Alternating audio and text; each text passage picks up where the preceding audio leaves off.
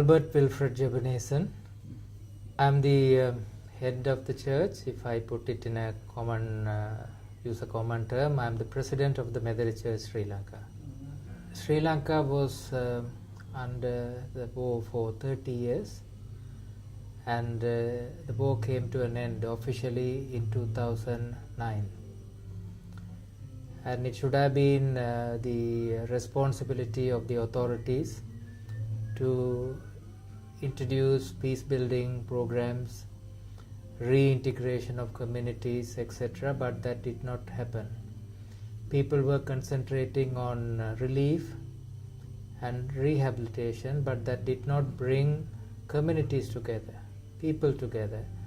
So we as a church felt that we need to play a role to bring people together, religions together.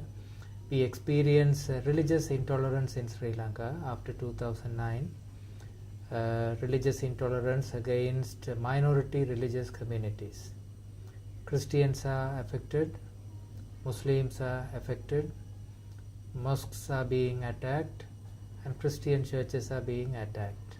So there is a lot of uneasiness, not in the urban area. Probably if a person from another country visits Sri Lanka, he or she would go around the main roads, visit important tourist places, live in urban areas, you won't feel it. But when you go to rural areas, you find a lot of insecure feeling among people.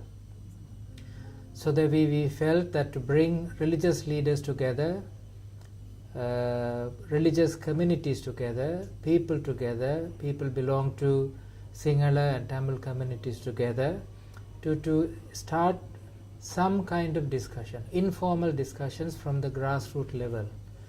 So in order to do that, because church is very small in Sri Lanka, we are embarking on a mission that is much bigger than a church would embark. We approached the Uniting World, and the Uniting World came forward to support this project. So this project is titled as Beyond Barriers. It's a 4-year program initiated by the church, so which is not a common thing. A church would get engaged in inter-religious dialogue, and then bringing communities, allow communities to visit each other, and then bring young people together to sit around and discuss these issues openly. And many young people were born during the war. Now 30 years of war mean if a person had been was born in 1983 or so, would have been 30 years old, would have lived throughout the war. So experienced the war, witnessed deaths, destruction of properties, etc. For that person to look at a person from another community is a very difficult experience. So war has divided the communities. Always one group thought the other group is an enemy, that group thought this group is an enemy, because these groups never met each other. And one issue that we are facing in Sri Lanka is vernacular education. Traditionally Sri Lanka's education was in English, but after independence vernacular education was introduced. That again divided the community. Sinhala people spoke Sinhala, Tamil people spoke Tamil. There was no link language. Only 10% of the population speak English. 90% don't speak English, meaning that language itself, within the same country, people didn't have any way to communicate. So it's easy to see another person who doesn't speak his or her language is your enemy. So we need to create mechanism. We need to take translators who can translate each other's conversation to bring people together. I mean, there is no way forward in Sri Lanka if you don't bring people together. See, the public media present stories in certain way. If I come to Australia, and then you can see as a Sri Lankan how a Sri Lanka is presented in Australian media. That may be true, may not be true, because you perceive certain information in certain way. So what I studied is ethics of communication. How do you truthfully, ethically present? I mean, that includes, if you take advertisements, how do you promote a product? Exactly. How do you promote a product? And then I used to share with people. You go to a supermarket and you find 15 different types of toothpastes. Why do you pick up one particular toothpaste? Who has told you that is a good toothpaste? Or maybe a piece of cake of soap or washing powder. Where do you make that decision? Who has helped you to make that decision?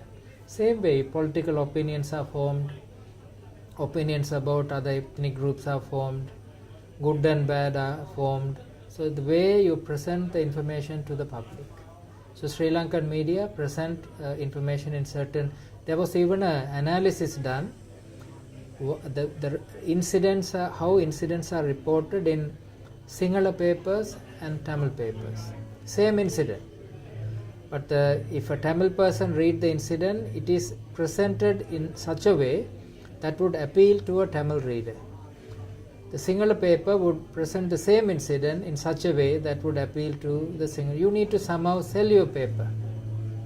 You can't support Tamil issues and then speak about Tamils and expect Sinhala person to buy that paper. That will never happen. So therefore, this what you actually experience, understand and see may not be the truth. We used to say to read between lines and help people to look at media critically. I was a theological teacher in a theological college for nearly about 15 years. So I somehow help. Ministers are considered leaders in the local church in Sri Lanka. So we say that help people to look at media critically. Don't just be passive consumers. Look at with critical eye and then give them examples from the media and help people to understand this is what they are trying to tell us. Now in 2012 I was at the assembly in Adelaide. Probably next year I will come again to Perth. There is quite a large Sri Lankan community who are part of the Uniting Church. I have met, even I have one or two friends who are ministers of the Sri Lankans who are ministers in the Uniting Church.